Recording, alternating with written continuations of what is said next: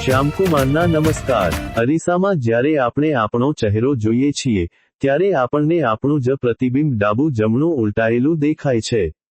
વિજ્ઞાનની ભાષામાં આ ઘટનાને પાર્શ્વીય વ્યુત્ક્રમણ લેટરલ ઇન્વર્ઝન કહેવામાં આવે છે।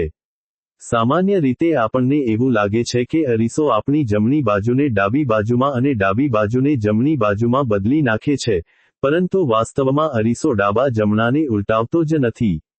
આ એક એવી ભૌતિક અને મનોવૈજ્ઞાનિક પ્રક્રિયા છે જે પ્રકાશના પરાવર્તનના નિયમો અને આપણા મગજની વિચારવાની પદ્ધતિ પર આધારિત છે। આ ઘટના પાછળના વૈજ્ઞાનિક કારણોને ઊંડાણપૂર્વક સમજવા માટે આપણે પ્રકાશના ગુણધર્મો અને માનવ મનની દ્રષ્ટિની સમજ મેળવવી પડે। પ્રકાશનો સૌથી પાયાનો નિયમ છે કે તે હંમેશા સીધી રેખામાં ગતિ કરે છે। જ્યારે પ્રકાશના કિરણો આપણા શરીર પરથી અથડાઈને અરીસા સપાટી પર પડે છે, ત્યારે તે ત્યાંથી પરાવર્તિત થઈને પાછા ફરે છે। અરીસો ક્યારેય પણ પ્રકાશના કિરણોને ત્રાંસા કે વાંકાચૂકા નથી કરતો। તમારા શરીરની જમણી બાજુમાંથી નીકળતા પ્રકાશના કિરણો અરીસાના બરાબર સામેના ભાગ પર અથડાઈને સીધા જ પાછા ફરે છે, અને ડાબી બાજુના કિરણો ડાબી તરફથી જ સીધા પાછા ફરે છે। આનો અર્થ એ થયો કે અરીસો વાસ્તવમાં પૂર્વને પશ્ચિમ કે ડાબાને જમણામાં ફેરવતો નથી, પરંતુ તે માત્ર આગળથી પાછળની દિશાને ફ્રન્ટ ટુ બેક ઉલટાવે છે। અરીસાની સપાટી એક એવા માધ્યમ તરીકે કામ કરે છે જે તમારી સામે રહેલી વસ્તુને માત્ર 180 ડિગ્રી પર અંદરની તરફ પરાવર્તિત કરે છે। આપણું મગજ આ આખી પ્રક્રિયાને કેવી રીતે જુએ છે, તે આ ભ્રમણાનું મુખ્ય કારણ છે। આપણું મગજ ત્રિપરિમાણીય 3D દુનિયાને સમજવા માટે ટેવાયેલું છે। જ્યારે આપણે અરીસામાં જોઈએ છીએ, ત્યારે આપણું મગજ આપોઆપ એવું ધારી લે છે કે અરીસાની અંદર કોઈ બીજી વ્યક્તિ આપણી સામે આવીને ઊભી રહી ગઈ છે। જો કોઈ વાસ્તવિક વ્યક્તિ તમારી સામે આવીને ઊભી રહે, તો તેનો જમણો હાથ તમારા ડાબા હાથની સામે હશે અને તેનો ડાબો હાથ તમારા જમણા હાથની સામે હશે, કારણ કે તે વ્યક્તિ તમારી સામે આવવા માટે 180 ડિગ્રી ફરી ગઈ છે। આપણું મગજ અરીસાના પ્રતિબિંબને પણ આ જ રીતે જુએ છે। આપણે એવું વિચારીએ છીએ કે અરીસામાં દેખાતી વ્યક્તિ આખી ફરીને આપણી સામે ઊભી છે, અને આ માનસિક ધારણાને કારણે જ આપણને આપણો જમણો ભાગ એ સામેવાળી આકૃતિનો ડાબો ભાગ હોય તેવો ભાસ થાય છે। આ બાબતને વધુ સ્પષ્ટ રીતે સમજવા માટે એક સરળ પ્રયોગ કરી શકાય। જો તમે એક પારદર્શક કાગળ અથવા પ્લાસ્ટિકની શીટ પર એમ્બ્યુલન્સ અથવા તમારું નામ લખો અને તેને અરીસા સામે રાખો, તો તમને તે અરીસામાં બિલકુલ સીધું જ વંચાશે।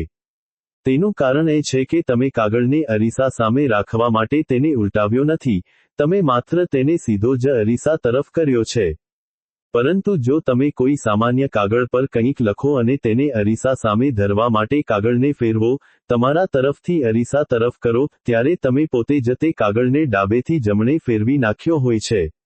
અરીસો માત્ર તમે કરેલા એ ફેરફારને જ તમારી સામે પ્રદર્શિત કરે છે। એમ્બ્યુલન્સ વાહનોની આગળના ભાગમાં અક્ષરો હંમેશા ઉલટા લખવામાં આવે છે, તેની પાછળ પણ આ જ વિજ્ઞાન છે, જેથી આગળ જતા વાહનોના કાચમાં અરીસામાં પાછળથી આવતી એમ્બ્યુલન્સનું પ્રતિબિંબ એકદમ સીધું વંચાય અને લોકો તેને ઝડપથી રસ્તો આપી શકે। ભૌતિક વિજ્ઞાનની દ્રષ્ટિએ અરીસો ક્યારેય ઉપર નીચેની દિશાને ઉલટાવતો નથી। આપણું માથું હંમેશા ઉપર જ દેખાય છે અને પગ હંમેશા નીચે જ દેખાય છે। જો અરીસો ખરેખર દિશાઓ ઉલટાવતો હોત, તો તેણે ઉપર નીચે પણ કરવું જોઈતું હતું, પણ એવું થતું નથી। અરીસો માત્ર ઝેડ અક્ષ Z એક્સિસ એટલે કે ઊંડાઈ અથવા આગળ પાછળની દિશાને ઉલટાવે છે। જ્યારે તમે અરીસા સામે ઊભા રહીને ઉત્તર દિશા તરફ જુઓ છો, ત્યારે તમારો ચહેરો ઉત્તર તરફ હોય છે, પરંતુ અરીસામાં દેખાતા તમારા પ્રતિબિંબનો ચહેરો દક્ષિણ દિશા તરફ હોય છે। આ દિશાનો વ્યુત્ક્રમ જ ડાબા જમણાના ફેરફાર તરીકે આપણી આંખો અનુભવે છે। અંતમાં, અરીસામાં ડાબું જમણું ઉલટું દેખાવું એ અરીસાની કોઈ ખામી કે જાદુ નથી, પરંતુ તે પ્રકાશના સીધા પરાવર્તનનો ભૌતિક નિયમ છે।